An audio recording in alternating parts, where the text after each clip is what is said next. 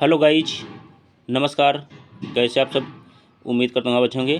तो साथियों, इस वीडियो में हम कक्षा 10 सामाजिक विज्ञान अर्थशास्त्र यानी इकोनॉमिक्स के मुद्रा और साख के प्रश्न उत्तर के बारे में चर्चा करेंगे, क्योंकि यह सभी प्रश्न एग्ज़ाम में बार बार पूछे जा रहे हैं और यह क्वेश्चन यूपी बोर्ड के साथ साथ अन्य सभी बोर्ड के लिए भी इम्पॉर्टेंट है। और जो हमारे भाई बहन किसी कंपटीशन एग्ज़ाम की तैयारी कर रहे हैं उनके लिए भी यह क्वेश्चन विकल्प के रूप में एमसीक्यू के रूप में पूछा जाता है।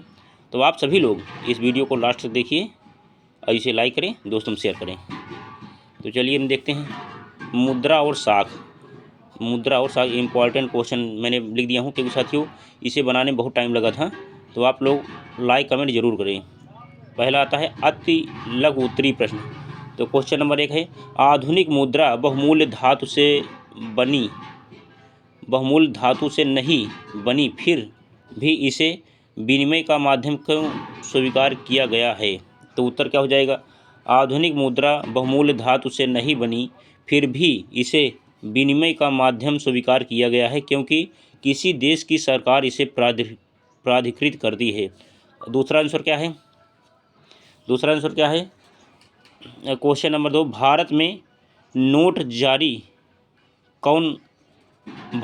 कौन जारी करता है? तो रिजर्व बैंक ऑफ इंडिया इसका आंसर हो जाएगा। अब नेक्स्ट क्वेश्चन देखिए, स्क्रीनशॉट ले लीजिए इसका। क्वेश्चन नंबर 3, बैंक अतिरिक्त मुद्रा वाले लोगों व ज़रूरतमंद लोगों के बीच मध्यस्थता का काम किस प्रकार करते हैं? तो उत्तर क्या हो जाएगा? अतिरिक्त मुद्रा को ऋण प्रदान करके, ऋण होता है, थोड़ा टाइप होने में हो गया है, ऋण प्रदान करके। इसके बाद चलिए अब नेक्स्ट क्वेश्चन आता है। क्वेश्चन नंबर 4, बैंक से क्या अभिप्राय है? बैंक वह संस्था है जो लाभ प्राप्त करने के उद्देश्य से जमा स्वीकार करती है तथा जो लोगों को ऋण देती है। यानी आपको घर बनवाना हुआ या कोई वाहन खरीदना हुआ तो आप क्या करेंगे? बैंक में जाएंगे। या शादी करना हुआ तो भी बैंक वहाँ जाएंगे और आपको ऋण, या आप जो है किसी प्रकार का किसान क्रेडिट कार्ड पास करवाते हैं, उसको बैंक स्वीकृत करती है, पास करती है। तो आगे देखिए क्या है, बैंकों की आय का प्रमुख स्रोत क्या है? उत्तर, कर्जदारों के लिए गए व्यय और जमाकर्ताओं को दिए गए व्यय के बीच का अंतर। अब आगे क्या है, वस्तु विनिमय प्रणाली से आप क्या समझते हैं? इसका आंसर हो जाएगा, चलिए हम देखते हैं। वस्तु विनिमय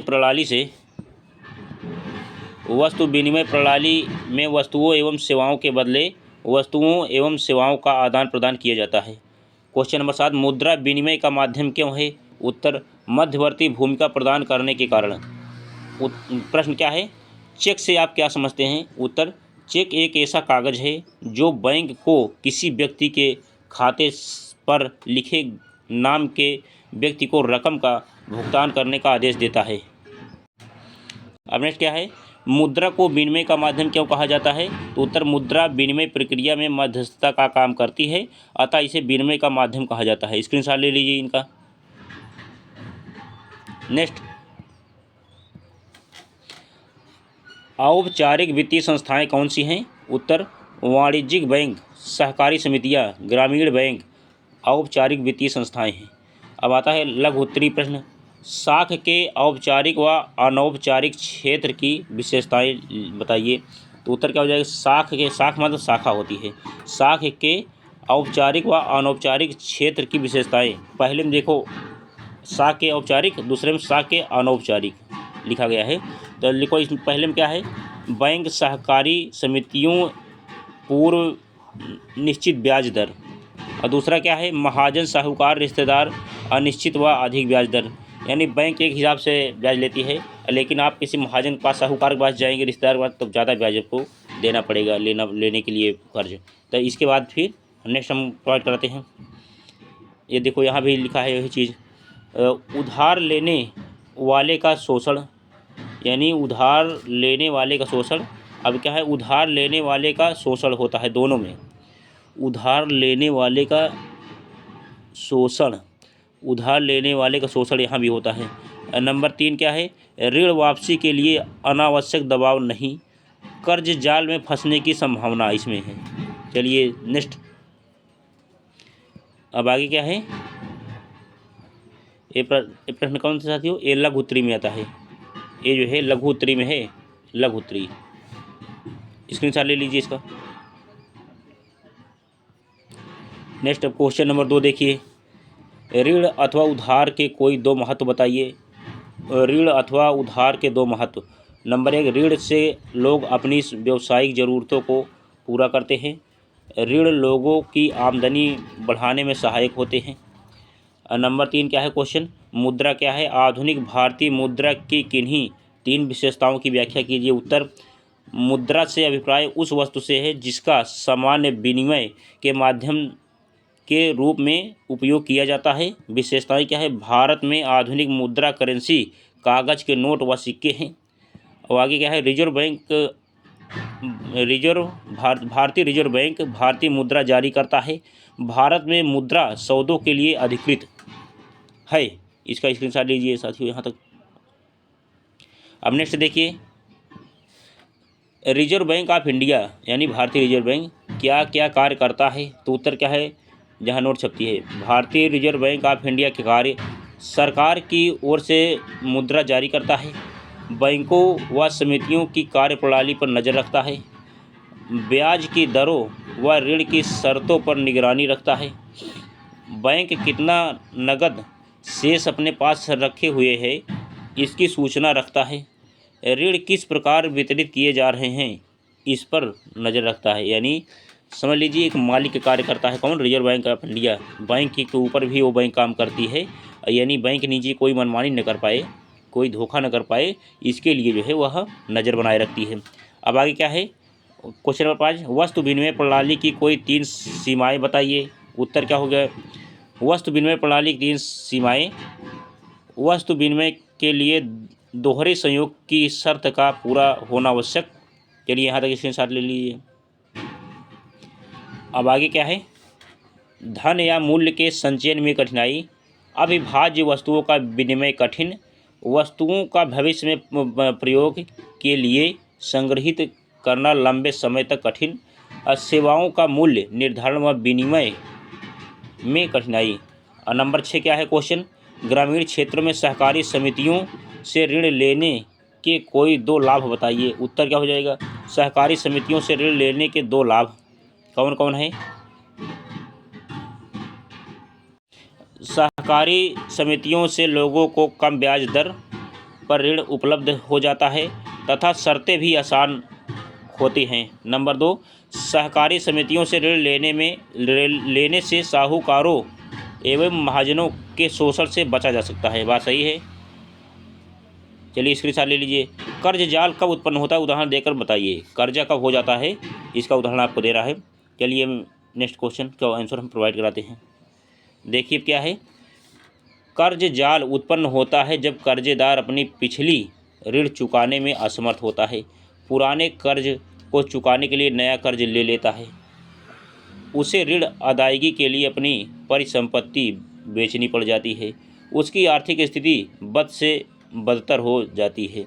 ऐसा है कि जैसे कोई कर्ज ले और तब तक कर्ज दूसरे से न ले जब तक पहला वाला लिया कर्ज चुका न दे। अगर पहला वाला कर्ज चुका दिए तो समझ लो फिर आप उभर के ऊपर आ जाएंगे, कर्ज से मुक्त हो जाएंगे। अब इसके बाद क्या है, क्वेश्चन नंबर 8, ग्रामीण क्षेत्रों में सहकारी समितियों की गतिविधियां बढ़ाने हेतु कोई 3 सुझाव दीजिए। तो उत्तर क्या हो जाएगा, ग्रामीण क्षेत्रों में सहकारी समितियों की गतिविधियां बढ़ाने हेतु 3 सुझाव निम्न प्रकार हैं। नंबर 1, ग्रामीण क्षेत्रों में सहकारी समितियों की संख्या में वृद्धि की जानी चाहिए। नंबर 2, सहकारी समितियों द्वारा सभी लोगों को ऋण प्रदान किया जाना चाहिए, ऋणों में गरीब परिवारों का हिस्सा बढ़ाना चाहिए। अब क्या है, अधिकाधिक लोगों को सहकारी समितियों से जोड़ा जाना चाहिए तथा सरकार को भी इनकी स्थापना में योगदान देना चाहिए। चलिए यहाँ तक स्क्रीनशॉट ले लीजिए साथियों। नेक्स्ट चलिए अब आगे है यानी और क्या होना चाहिए, देखो, गरीबों को संगठित करने में कार्य के लिए प्रेरित करना चाहिए, स्वरोजगार के लिए प्रेरित करना चाहिए, शोषण से बचाना चाहिए, कर्जदारों को ऋण जाल से बचाना और स्वावलंबन व रोजगार। यानी इतना चीज़ हो जाएगा तो गरीबों के लिए, एक पूछा गया है गरीबों के लिए किए गए कार्य, तो यही सब होना चाहिए। और उसके बाद चलिए क्वेश्चन नंबर 10, क्वेश्चन नंबर 9 था, कार्य पूछा था गरीबों के लिए शोषण से मुक्ति के लिए कार्य, शोषण से बचने के लिए कार्य, शोषण से बचना, शोषण से बचने का कार्य बताया गया था, बचने का कार्य। चलिए मैंने उत्तर सीधा बता दिया हूँ, इतना चीज़ होना, गरीबों को संगठित रूप से कार्य करने के लिए प्रेरित करना चाहिए, स्वरोजगार के लिए प्रेरित करना चाहिए, शोषण से बचाना चाहिए, कर्जदारों के ऋण जाल से बचना चाहिए, स्वावलंबी बनना चाहिए, यानी खुद आत्मनिर्भर बन जाने से कहीं और किसी के चक्कर में नहीं पड़ना पड़ेगा गरीबों को। तो अब क्या है, क्वेश्चन नंबर 10, बैंकों की ऋण संबंधी गतिविधि को स्पष्ट कीजिए। तो उत्तर, बैंक लोगों से उनकी अतिरिक्त बचतों को उनका खाता बैंक में खोलकर जमाओं के रूप में स्वीकार करते हैं। बैंक इन्हीं जमाओं के माध्यम से लोगों को ऋण प्रदान करने का कार्य करता है। बैंक जमाओं पर कम ब्याज देते हैं तथा ऊंची दर पर लोगों को ऋण देते हैं। इन जमाओं का कुछ भाग बैंक जमाओं के रूप में रखकर शेष राशि को बैंक ज़रूरतमंद लोगों को उधार देते हैं। बैंक इन लोगों से ऋण पर ब्याज वसूल करता है। ऋण प्रदान करना बैंक का महत्वपूर्ण कार्य है, जिससे बैंक को आय प्राप्त होती है। अब आगे क्या है, चलिए नेक्स्ट यहाँ तक स्क्रीनशॉट ले लीजिए। अब आगे है साथियों, भारत में औपचारिक ऋण क्षेत्र को विस्तृत करना क्यों आवश्यक है। उत्तर, अनौपचारिक स्रोतों से ऋण प्राप्ति आसान होती है परंतु शोषण अधिक होता है। ब्याज की दरें अनिश्चित व उच्च होती है। गरीब अशिक्षित लोग आसानी से ऋण जाल में फंस जाते हैं। ग्रामीण क्षेत्रों में साहूकार पर निर्भरता, ऋण सरलता से उपलब्ध करवाना। अब आगे क्या है, दीर्घ उत्तरी प्रश्न क्या है। नंबर 1 क्वेश्चन है क्या है, वस्तु विनिमय प्रणाली की प्रमुख समस्याओं को स्पष्ट कीजिए। तो उत्तर क्या होगा, वस्तु विनिमय प्रणाली की प्रमुख समस्याएं निम्न प्रकार हैं। अब आगे क्या है, नंबर 1, वस्तु विनिमय प्रणाली में आवश्यकताओं के दोहरे सहयोग का अभाव पाया जाता है, जिससे संतोषजनक व्यवहार नहीं हो पाता व लेन देन में भी अधिक समय लगता है। चलिए यहाँ तक स्क्रीनशॉट ले लीजिए।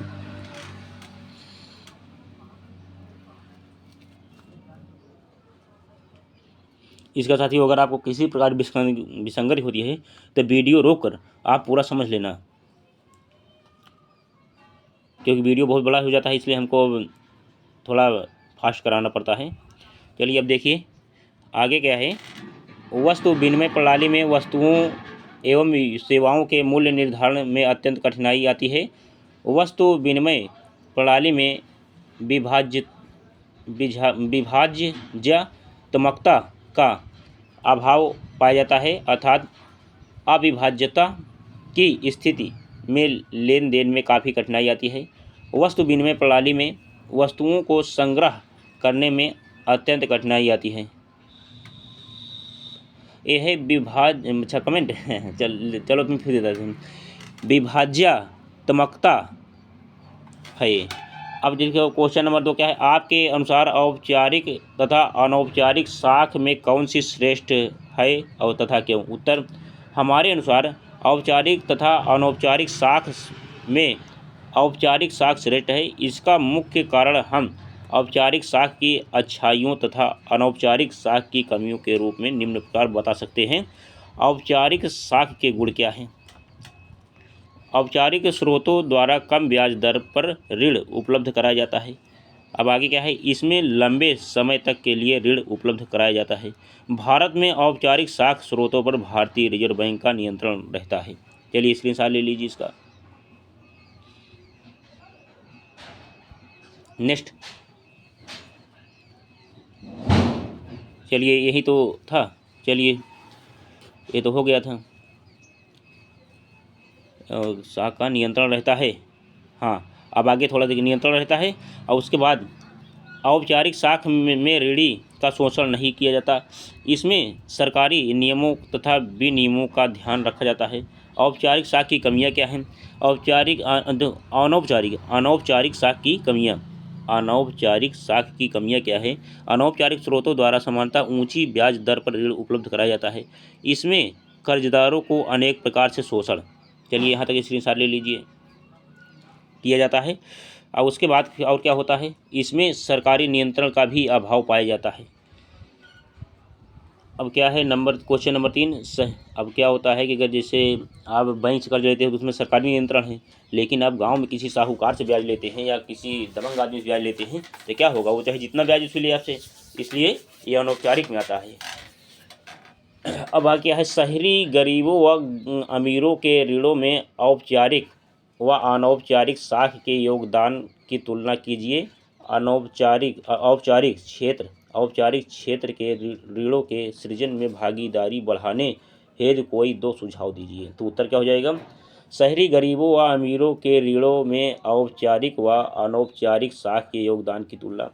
औपचारिक ऋणदाताओं की तुलना में अनौपचारिक क्षेत्र के ज़्यादातर ऋणदाता कहीं अधिक ब्याज वसूल करते हैं, इसलिए अनौपचारिक स्रोतों से ऋण लेना कर्ज लेने वाले को अधिक महंगा पड़ता है। शहरी क्षेत्रों में फिर से देखिए, औपचारिक ऋणदाताओं की तुलना में अनौपचारिक क्षेत्र के ज़्यादातर ऋणदाता कहीं अधिक ब्याज वसूल करते हैं, सही है, इसलिए अनौपचारिक स्रोतों से ऋण लेना कर्ज लेने वाले को बहुत अधिक महंगा पड़ता है। शहरी क्षेत्र के निर्धन परिवारों की कर्जों की 85% ज़रूरतें अनौपचारिक स्रोतों से पूरी होती है, जबकि शहरी अमीरों के केवल 10% कर्ज अनौपचारिक स्रोतों से पूरे होते हैं। और शहरी क्षेत्र के निर्धन परिवारों की कर्ज की केवल 15% ज़रूरतें ही औपचारिक स्रोतों से पूरी होती है, जबकि शहरी अमीरों की 90%, चलिए यहाँ तक नोट कर लीजिए, कर्जे की ज़रूरत औपचारिक स्रोतों से पूरी होती है। औपचारिक क्षेत्र में के ऋणों के सृजन में भागीदारी बढ़ाने हेतु सुझाव। गरीबों को, विशेषकर महिलाओं को छोटे छोटे एवं स्वयं सहायता समूहों में संगठित करके और उनकी बचत पूंजी को एकत्रित करके 1-2 वर्ष बाद यह समूह बैंक से ऋण लेने के योग्य हो जाता है।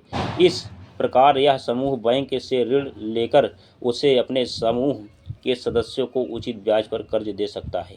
आगे क्या है, औपचारिक क्षेत्र के कुल ऋणों में वृद्धि हो तथा बैंकों व सहकारी समितियों इत्यादि से गरीबों को मिलने वाले औपचारिक ऋण का हिस्सा बढ़ाया जाना चाहिए। इतना हो गया। अब देखिए क्वेश्चन नंबर 4 क्या है, साख की 2 विभिन्न स्थितियां बताइए एवं बैंकों से ऋण लेने की आवश्यकता शर्तों का उल्लेख कीजिए। उत्तर, साख की 2 विभिन्न स्थितियां हैं। नंबर 1 सकारात्मक साख, नंबर 2 नकारात्मक साख। सकारात्मक साख, नकारात्मक साख। फिर देख लीजिए सकारात्मक साख की स्थिति और नकारात्मक साख की स्थिति।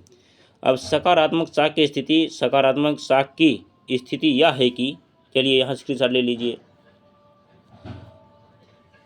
क्या है आगे, सकारात्मक साख की स्थिति, सकारात्मक साख की वह स्थिति वह है जब ऋण लेने से व्यक्ति की आय बढ़ती है। उदाहरण के लिए सलीम, कोई आदमी सलीम है, सलीम उत्पादन के लिए कार्यशील पूंजी की ज़रूरत को ऋण के द्वारा पूरा करता है। ऋण उसे उत्पादन के कार्यशील खर्चों तथा उत्पादन को समय पर पूरा करने में मदद करता है और वह अपनी कमाई को बढ़ा पाता है। इस प्रकार ऋण या साख एक सकारात्मक भूमिका निभाता है। और नकारात्मक क्या है, नकारात्मक साख की स्थिति जब ऋण कर्जदार को ऐसी परिस्थिति में धकेल देता है जहां से बाहर निकलना काफ़ी कष्टदायक होता है। इसे आम भाषा में कर्ज जाल कहा जाता है। इसमें ऋणी ऋण के भुगतान में अपनी स्वयं की संपत्ति भी खो देता है। इसे साख की नकारात्मक स्थिति कहा जाता है। जैसे आप क्या कहते हैं, कोई धंधा करते हैं, आप जैसे 100 रुपये का कोई कर्जा लिए और उसके बाद आपके पास माल बिका 120 रुपये का, तो 100 रुपये वापस कर दिए और 20 रुपये आपका बच गया। अब इसी तरह थोड़े दिन बाद अगर पैसा वो रोक लेते हैं, 100 रुपये जो लिए हैं वो बढ़ता चला जाएगा। इस तरह से जो है बाद में देंगे, कोई आपको दिक्कत नहीं होगी, इसका मतलब है। अब आगे क्या है, बैंकों से ऋण लेने की आवश्यक शर्तें। अब नकारात्मक क्या होता है कि नकार जैसे 100 रुपये आप किसी से लिए और माल लाए वो 80 बिक गया, तो इसमें आपका 20 घाटा हो गया ना, तो इस तरह से नकारात्मक हो गया। अब आगे क्या है, बैंक से ऋण लेने की आवश्यक शर्तें। बैंक से कर्ज लेने के लिए ऋणाधार और विशेष कागजातों की जरूरत पड़ती है। कर्ज लेने से पहले व्यक्ति को बैंक को अपनी आय के प्रमाणिक स्रोत दिखाने पड़ते हैं। इसके अतिरिक्त उसे ऋणाधार देना पड़ता है। जैसे गृह ऋण के लिए मेघा ने बैंक को अपने वेतन तथा नौकरी संबंधी रिकॉर्ड प्रस्तुत किए और बैंक ने नए घर के सभी कागजात ऋणाधार के रूप में रखकर ऋण दिया। चलिए यहाँ तक स्क्रीनशॉट ले लीजिए इसका। नेक्स्ट, अब आगे क्या है, क्वेश्चन नंबर 5, एक अर्थव्यवस्था में मुद्रा की भूमिका को स्पष्ट कीजिए। उत्तर, एक अर्थव्यवस्था में मुद्रा की भूमिका को निम्नलिखित बिंदुओं से स्पष्ट किया जा सकता है। विनिमय में मुद्रा की भूमिका मुद्रा विनिमय माध्यम के रूप में अपनाई जाती है, इसलिए हम अपनी आवश्यकताओं की संतुष्टि के लिए मुद्रा के बदले वस्तुओं तथा सेवाओं को आसानी से क्रय विक्रय कर सकते हैं। अब आगे है, व्यापार में मुद्रा की भूमिका। मुद्रा के द्वारा व्यापारिक क्रियाएं सरलतापूर्वक पूरी की जाती हैं, क्योंकि मुद्रा की सहायता से एक स्थान से वस्तुओं का क्रय करके इन्हें दूसरे स्थान पर विक्रय किया जा सकता है। नेक्स्ट क्या, बजट निर्माण में मुद्रा की भूमिका। सरकारी व्यय तथा प्राप्तियों का माप मुद्रा में किया जाता है, जिसके द्वारा करों की दर, ऋण पर ब्याज संबंधित आर्थिक नीतियां सरलतापूर्वक बढ़ाई जाती हैं। बजट को भी मुद्रा में ही प्रदर्शित किया जाता है। अब आगे क्या है, राष्ट्रीय आय के मापन में मुद्रा की भूमिका। देश की राष्ट्रीय आय की गणना मुद्रा में की जाती है, जो कि देश के निवासियों का जीवन स्तर प्रदर्शित करती है। मुद्रा के बिना राष्ट्रीय आय की गणना, चलिए यहाँ तक स्क्रीनशॉट ले लीजिए, गणना करती है। मुद्रा के बिना राष्ट्रीय आय की गणना कठिन है एवं जीवन स्तर भी प्रदर्शित नहीं किया जा सकता। और उत्पादन में मुद्रा की भूमिका। उत्पादन की प्रक्रिया में एक उद्यमी उत्पादन के विभिन्न साधनों को उनकी सेवाओं के बदले मुद्रा में आसानी से भुगतान करता है, जैसे भूमि पर लगान, मजदूरों को मजदूरी, पूंजी पर व्यय तथा उद्यम पर लाभ। क्वेश्चन नंबर 6 क्या है, भारत में ग्रामीण परिवारों के साख के 4 प्रमुख स्रोतों का वर्णन कीजिए। उत्तर क्या हो जाएगा, भारत में ग्रामीण परिवारों के साख के 4 प्रमुख स्रोत निम्नलिखित हैं। साहूकार उधार पर पैसा देने को अपना अद्वितीय व्यवसाय समझते हैं। उनके उधार देने की प्रक्रिया सरल है तथा वे अनुत्पादन उद्देश्य के लिए भी उधार देते हैं। उनकी ब्याज दर बहुत अधिक होती है। अब आगे क्या है, सहकारी समितियां कम ब्याज दरों पर कृषि कार्य हेतु तथा अन्य प्रकार के खर्चों के लिए ऋण मुहैया कराती हैं। ग्रामीण बैंक इन लोगों को कम ब्याज दरों पर, चलिए यहाँ तक स्क्रीनशॉट ले लीजिए। नेक्स्ट, पर ब्याज तथा उद्यम पर लाभ। अब क्वेश्चन नंबर 6 क्या है, भारत में ग्रामीण परिवारों के साख के 4 प्रमुख स्रोतों का वर्णन कीजिए। अच्छा, उपलब्ध, अच्छा यहाँ तक तो हो गया था ना, सॉरी हाँ। ग्रामीण बैंक कम ब्याज पर दरों पर ऋण प्रदान कर, लेकिन इसमें अधिक औपचारिकताओं को पूरा करना पड़ता है। ये लंबे समय तक ऋण उपलब्ध करवाते हैं। रिश्तेदार व मित्र, समय समय पर रिश्तेदारों मित्रों से भी ऋण उपलब्ध होता है। इस स्रोत से ऋण लेना अत्यंत सरल होता है। चलिए यहाँ तक जो है स्क्रीनशॉट ले लीजिए, सरल होता है, यहाँ तक हो गया। अब क्वेश्चन नंबर 7, स्वयं सहायता समूह के महत्व को स्पष्ट कीजिए। आगे क्या है, स्वयं सहायता समूह के महत्व को निम्न बिंदुओं से स्पष्ट किया जा सकता है। स्वयं सहायता समूह कर्जदारों को ऋणाधार की कमी की समस्या से उभारने में मदद करते हैं। सदस्यों को समयानुसार विभिन्न प्रकार की आवश्यकताओं के लिए एक उचित ब्याज दर पर ऋण मिल जाता है। स्वयं सहायता समूह के सदस्यों को छोटी छोटी आवश्यकताओं हेतु और अनौपचारिक स्रोतों पर निर्भर नहीं होना पड़ता तथा साहूकारों एवं महाजनों के शोषण से उन्हें मुक्ति मिलती है।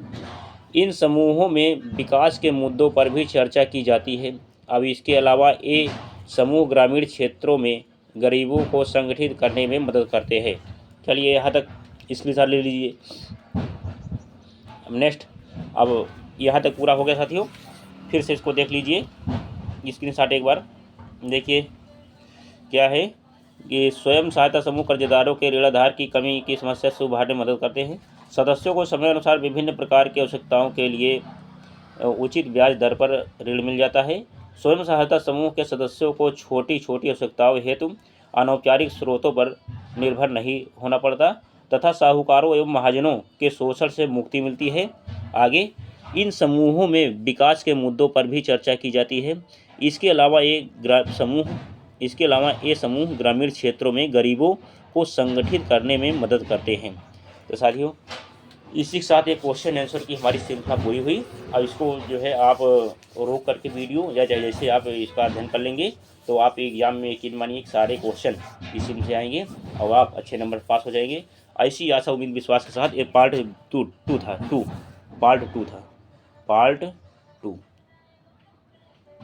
टू हुआ पूरा। अब इसके बाद MCQ क्वेश्चन का पार्ट हम 3 जल्दी लाएंगे। तब तक के लिए अब मैं अपनी वाणी को विराम देता हूँ। जय हिंद, जय भारत, वंदे मातरम।